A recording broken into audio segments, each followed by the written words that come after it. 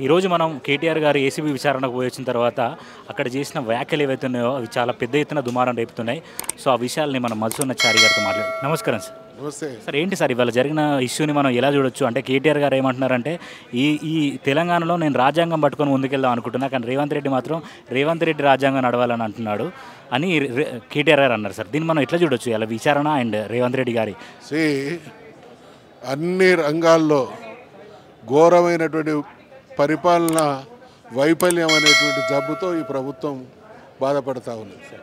కాబట్టి దాని నుంచి బయటపడడం కోసం ఒకవైపు వాళ్ళ వైఫల్యం, రెండవది ప్రజాక్షేత్రంలో మా నాయకులు వాళ్ళను ఎండగడుతున్నటువంటి తీరు, ప్రజల్లో వస్తున్నటువంటి వ్యతిరేకత వాళ్ళ మానసిక స్థితిని ప్రతిరోజు దెబ్బతీస్తూ ఉన్నది. కాబట్టి దాని నుండి బయటపడడం కోసం ఒక పైశాచిక ఆనందపు చర్య ఈ దుర్మార్గం.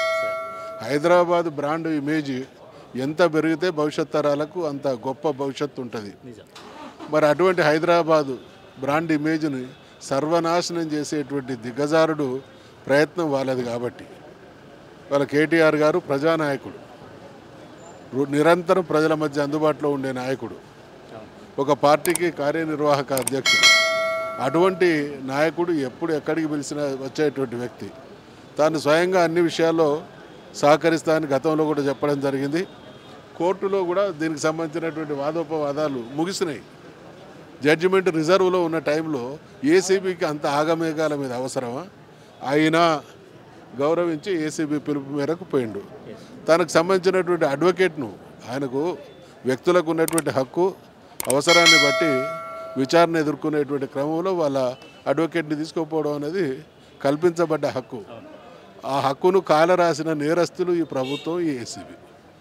ఒకవైపు వీళ్ళు నేరస్తులై ఎదుటోళ్లను నేరస్తులుగా చిత్రీకరించేటువంటి ఆదుర్దాలో అనేక తప్పులు చేస్తూ ఉన్నారు.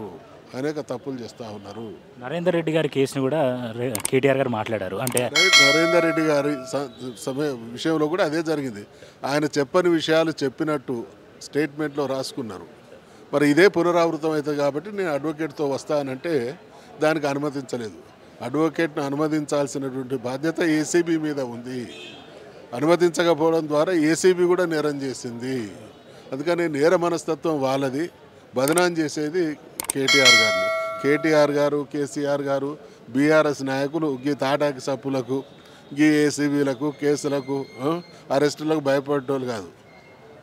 ఇద్దరు ముగ్గురుగా ఉన్నప్పుడే అన్ని త్యాగాలకు సిద్ధపడి వచ్చి జాతిని కదిలించి తెలంగాణ తెచ్చి బంగారు తెలంగాణ సాధించినటువంటి వాళ్ళు ఈ రేవంత్ రెడ్డి తాటాకి సప్పులకు భయపడేటోళ్ళు గారు.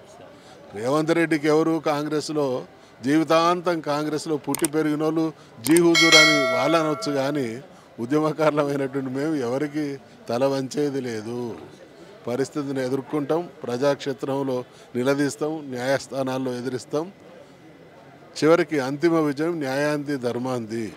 తెలంగాణ ప్రజల ప్రయోజనం కోసం పనిచేసేటువంటి పార్టీ నాయకులు బీఆర్ఎస్ వాళ్ళు. తెలంగాణ ప్రయోజనాలను సర్వనాశనం చేసే పార్టీ కాంగ్రెస్.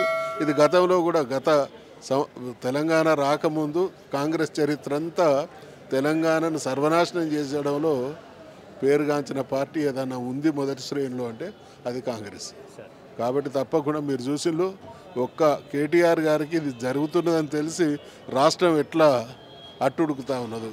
ఇది ప్రజాభిమానానికి నిదర్శనం. కాబట్టి రేవంత్ రెడ్డి ఇప్పటికైనా కాస్త నీదే బలహీనతలను సవరించుకో, బాధ్యతాయుతమైనటువంటి ముఖ్యమంత్రిగా ప్రజలకు ఇచ్చినటువంటి హామీలు నిలబెట్టుకో. ప్రజాక్షేత్రంలో గొప్ప ముఖ్యమంత్రి అనిపించుకోవడం, ప్రజలకు మంచి చేయడం ద్వారా సాధ్యమైతే తప్ప ఎదుటి పార్టీల నాయకుల మీద బురద చల్లడం ద్వారా రాదు.